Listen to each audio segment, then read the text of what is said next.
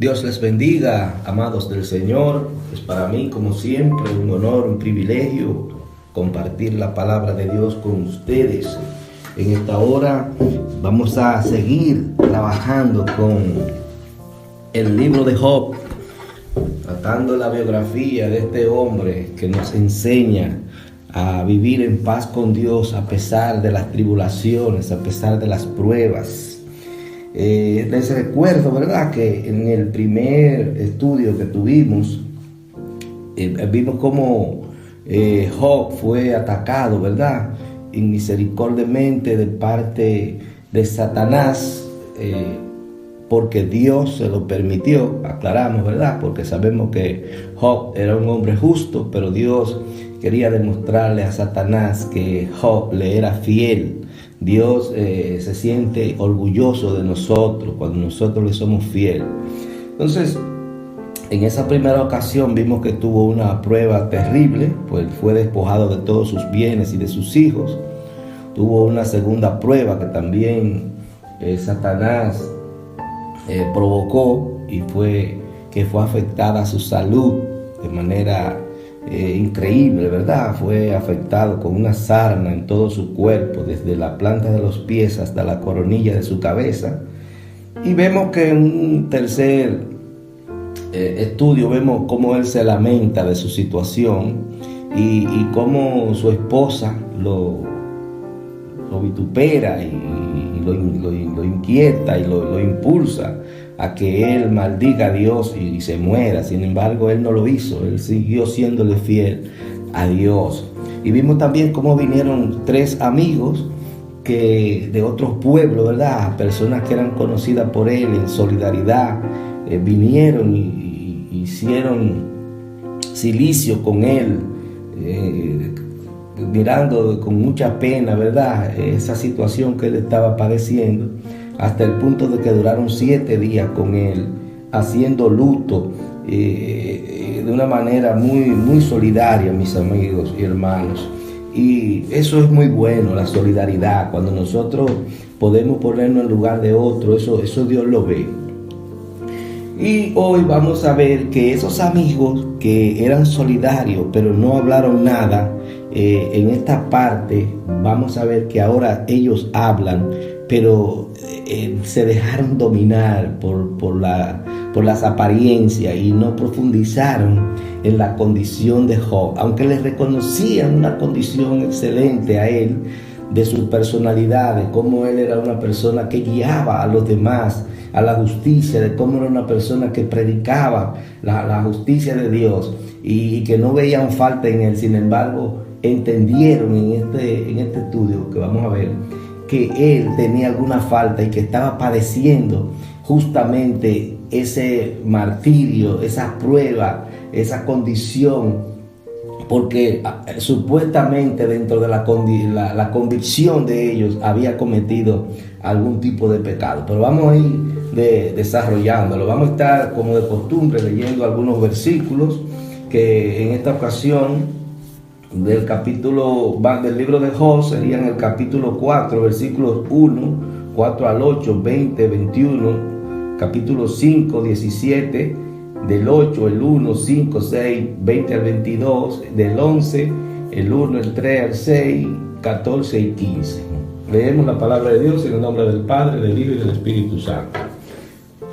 Entonces respondió Elifaz temanita y dijo: al que tropezaba enderezaban tus palabras y esforzabas las rodillas que decaían. Mas ahora que el mal ha venido sobre ti, te desalientas, y cuando ha llegado hasta ti, te turbas. ¿No es tu temor a Dios tu confianza? ¿No es tu esperanza la integridad de tus caminos? Recapacita ahora. ¿Qué inocente se ha perdido? ¿Y en dónde han sido destruidos los rectos? Como yo he visto, los que harán iniquidad y siembran injuria, la ciegan. De la mañana a la tarde son destruidos y se pierden para siempre, sin haber quien repare en ello. Su hermosura no se pierde con ellos mismos y mueren sin haber adquirido sabiduría. He aquí, bienaventurado es el hombre a quien Dios castiga. Por tanto, no menosprecies la corrección del Todopoderoso. Respondió Bildad sunita y dijo: si tú de mañana buscares a Dios y rogares al Todopoderoso, si fueres limpio y recto, ciertamente luego se despertará por ti y hará próspera la morada de tu justicia. He aquí, Dios no aborrece al perfecto, ni apoya la mano de los malignos. Aún llegará tu boca de risa y tus labios de júbilo. Los que te aborrecen serán vestidos de confusión, y la habitación de los impíos perecerá. Respondió Sofar Naamatita y dijo: ¿harán tus falacias callar a los hombres? ¿Harás escarnio y no habrá quien te avergüence? Tú dices: mi doctrina es pura y yo voy limpio delante de tus ojos. Mas, oh, quién diera que Dios hablara y abriera tus labios contigo y te declarara los secretos de la sabiduría, que son de doble valor que las riquezas. Conocerías entonces que Dios te ha castigado menos de lo que tu iniquidad merece. Si alguna iniquidad hubiera en tu mano y la echares de ti, y no consintieres que more en tu casa la justicia, entonces levantarás tu rostro limpio de mancha y serás fuerte y nada temerás. Gracias, Señor, por tu palabra. Vemos que los tres amigos que no habían dicho nada, ahora los tres coinciden en afirmar que Job había pecado.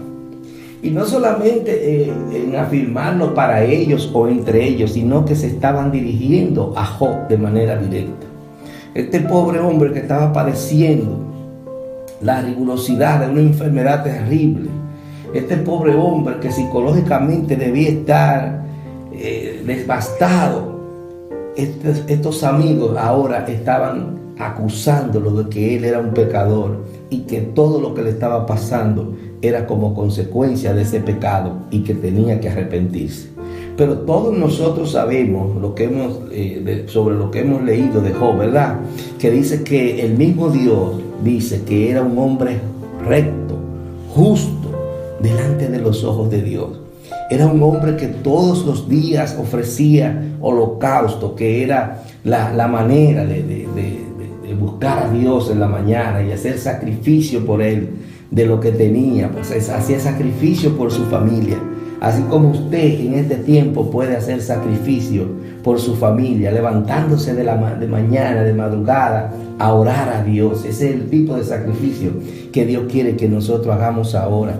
Orar, estudiar su palabra, hacer ayuno para fortalecer nuestro espíritu y debilitar nuestros deseos carnales, ¿verdad? Entonces, Job era un tipo de seguidor de Dios en aquel tiempo porque practicaba esa doctrina. Y vimos cómo el primero que habla, el primero de los amigos que habla, le está reconociendo su condición de maestro, de que era un hombre que enderezaba los caminos de los que andaban torcidos, de que era un hombre que daba orientación a los que tenían confusión.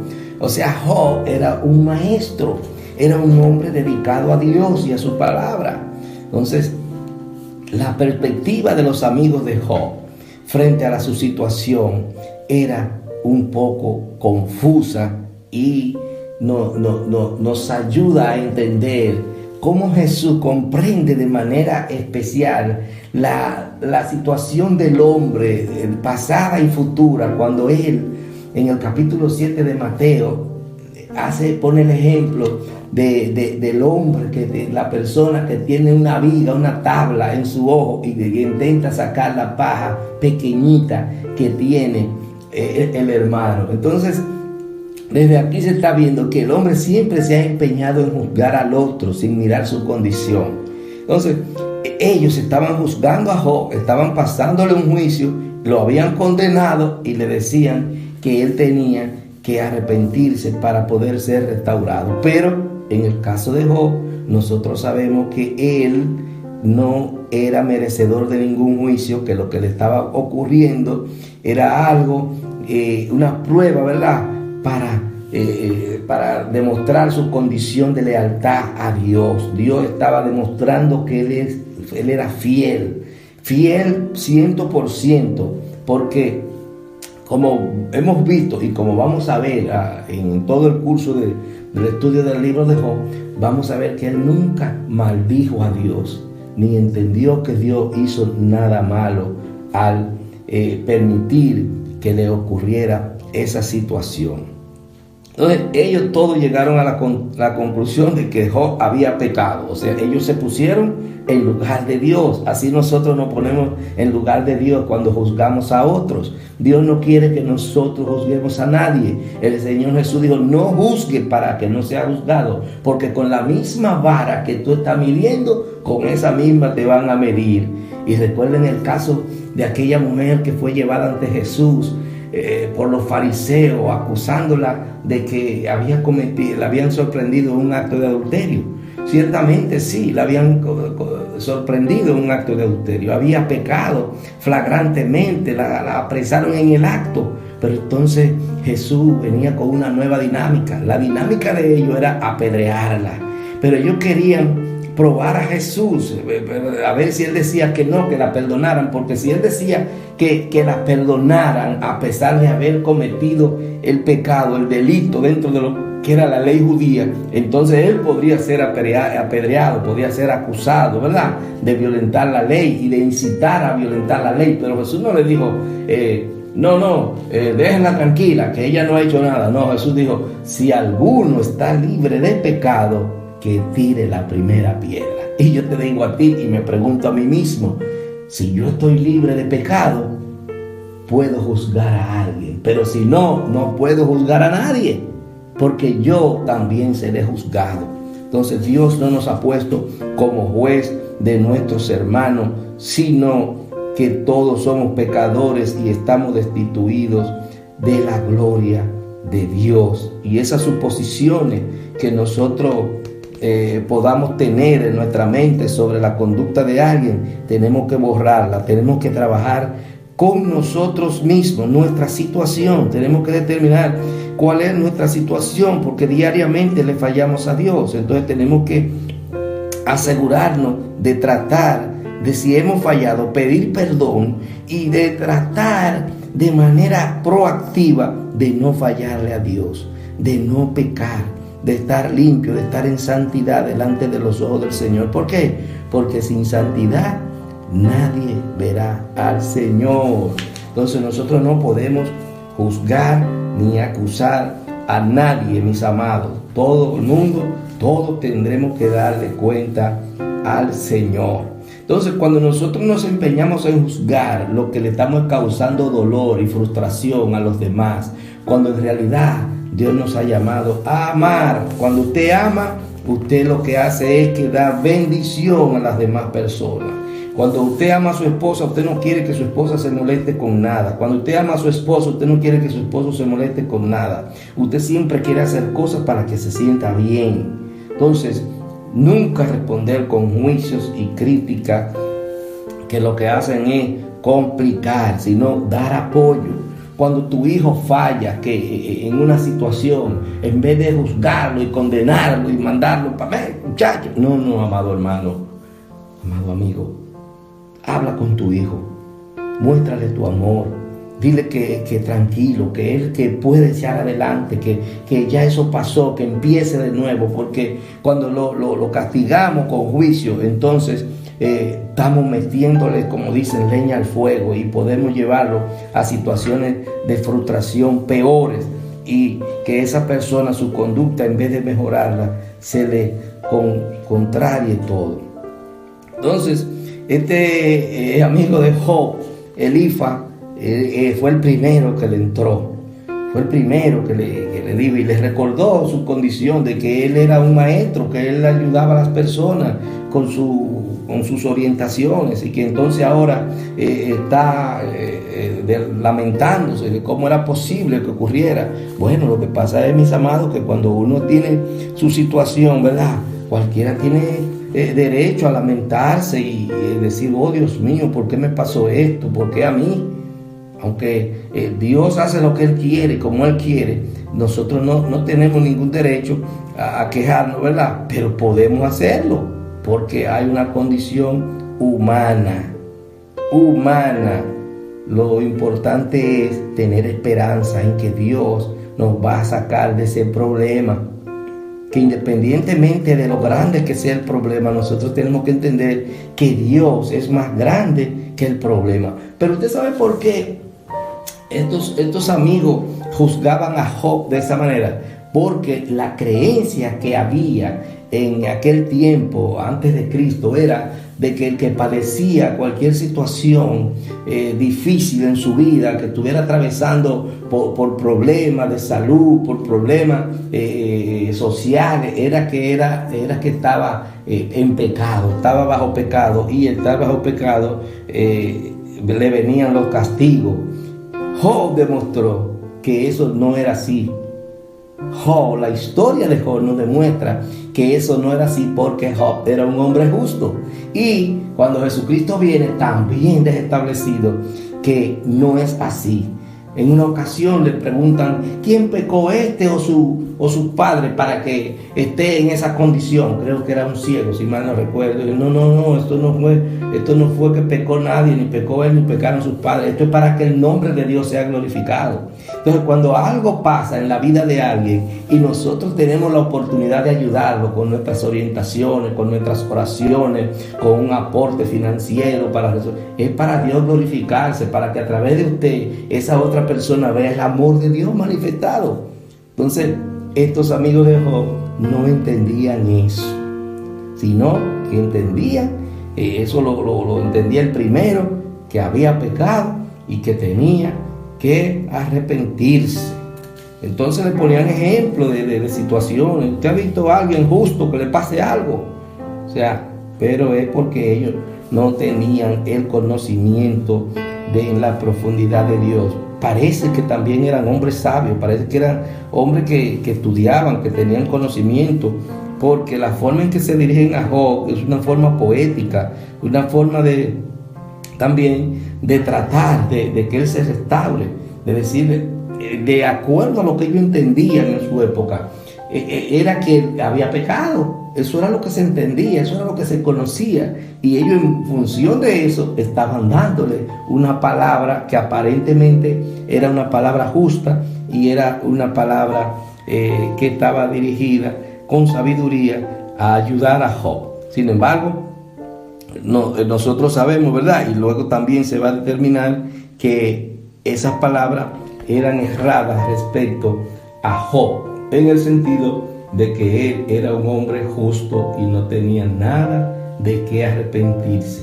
Ellos estaban juzgando con su corazón de acuerdo a la información que tenían. Por eso Dios nos ha traído a nosotros el Espíritu Santo, para que nosotros lo que hagamos, lo hagamos guiado por el Espíritu Santo, que es el que nos lleva a toda justicia y a toda verdad. Es nuestro maestro, Él es quien nos enseña.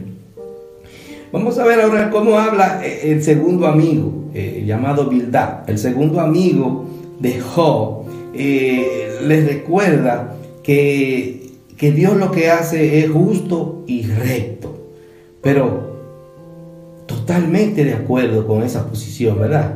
Que Dios tiene una condición de justicia, y todo lo que hace está bien, mis amados. Nosotros no podemos juzgar las cosas que Dios hace. Hizo esto mal, hizo esto bien. Hubo un terremoto allí, Dios, eso está mal. No, hermano amado, cuando Dios hace algo, lo hace dentro de su propósito divino de salvación. Lo que pasa es que mucha gente solamente ve el aspecto físico de la salvación. Me voy a salvar, me voy a sanar de esto, me voy a sanar de aquello. Pero no ve la parte espiritual, el amor de Dios. Muchas veces usted ve sacrificios que ocurren, problemas de la naturaleza, una enfermedad en alguien de la familia. A veces, mire hermano, qué interesante es esto. A veces alguien de la familia, hay una familia que está destrozada, hay una familia que todos son enemigos, y de repente se enferma alguien, y esa enfermedad provoca que haya una unificación, que haya una restauración de una familia. Igual la muerte de alguien, sacrificio de la muerte de alguien repentina, provoca que esa familia venga y entre en una paz que no tenía. Entonces, Dios actúa por sendero misterioso. Nosotros tenemos que dejar que Dios actúe y no juzgar las cosas que Él hace, porque Él es todopoderoso, Él es todo justicia. Entonces, nosotros no podemos dejarnos sorprender por nuestros pensamientos, por cosas que están dentro de nuestro corazón, e intentar juzgar a Dios o a nuestros hermanos. Entonces, Job era un hombre puro y recto y no necesitaba perdón. Y eso Dios lo sabía más que todos nosotros. Dios conoce el corazón de cada uno de nosotros. Entonces, este otro amigo de Job le está diciendo que el que sufre es porque es un castigo de Dios por la situación de haber pecado, de haber hecho cosas malas, que la prosperidad solamente está con los que se portan bien. Mentira, hay muchísima gente criminales que vive próspero en esta tierra. Hay gente que hace riqueza sobre la base del engaño, del robo, y vive bien en esta tierra. Entonces usted no puede juzgar por eso. No puede juzgar por eso. Hay gente que económicamente puede estar en una situación difícil o una situación de salud precaria, y son gente que están dentro de la justicia de Dios. Entonces, en nosotros, en este tiempo, esa teología de la retribución que es muy proclamada en este tiempo, de que el que está bien, el que está bien es porque Dios está con él. Eso nosotros tenemos que descartarlo, porque Jesucristo fue el primero que padeció para darnos ejemplo a nosotros. Entonces, si Dios estaba con Jesús, ¿verdad?, en la cruz en todo momento. Entonces, nosotros tenemos que hacer conciencia de que la condición económica, la condición de salud, no necesariamente tiene que ver por nuestra condición espiritual, nuestra condición de pureza, de santidad ante el Señor. Entonces, es un absurdo pensar que es así. Nosotros lo que tenemos que tener una confianza permanente, definitiva en Dios, no importa nuestra condición, sea buena, mala económicamente, sea buena o mala en términos de salud. Tenemos siempre que estar a la vanguardia, confiado en Dios y proclamando su reino, porque lamentablemente cuando nos dejamos guiar, cuando nos dejamos amedrentar por las situaciones y entonces nos creemos jueces, y si estamos mal físicamente con una enfermedad es porque hicimos algo mal. No necesariamente, mis amados. Tenemos que tener eso en nuestra mente y en nuestro corazón. El sufrimiento, los incidentes, los accidentes son tanto para el justo como para el injusto, dice la palabra. Entonces, claramente nosotros vamos a encontrar gente que nos va a acusar de cosas, que nos va a enfrentar, que nos va a juzgar. Entonces nosotros no podemos cometer el mismo error de ellos. ¿Por qué? Porque nosotros somos llamados a amar. El sufrimiento de Cristo en la cruz, ese es el principal ejemplo de que no se está mal espiritualmente porque hemos pecado. Jesucristo no pecó. Jesucristo fue santo todo el tiempo. Por eso la tumba no lo resistió. Por eso la tumba tuvo que sacarlo, expulsarlo, y él resucitar, porque no había pecado. La tierra no lo resistió.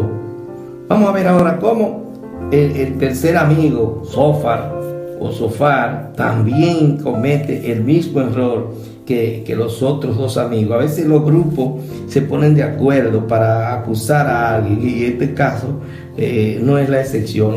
Los tres se pusieron de acuerdo y tuvieron un discurso que fue cada vez más fuerte en contra del pobre hermano Job. Este proclamó la culpabilidad de Job y de inmediato, y presentó una imagen falsa de Job, porque Job nunca se proclamó sin falta, ni se proclamó que era un hombre justo. Job simplemente actuaba, y la conducta de él era la que ellos habían reconocido como un hombre justo. Ellos mismos lo habían reconocido. Sin embargo, cuando le vino el problema, entonces ellos, en vez de hablar, porque duraron 7 días sin hablar, porque tú dices, bueno, ellos duraron 7 días diciendo de las cosas buenas. No, lo que vinieron fue a hablar de las cosas que ellos entendían que eran malas. Entonces así son la gente. Cuando usted cae en desgracia, empiezan a acabar con usted. Entonces ellos entendían que Dios estaba, que Job estaba en desgracia con Job, y entonces le entraron.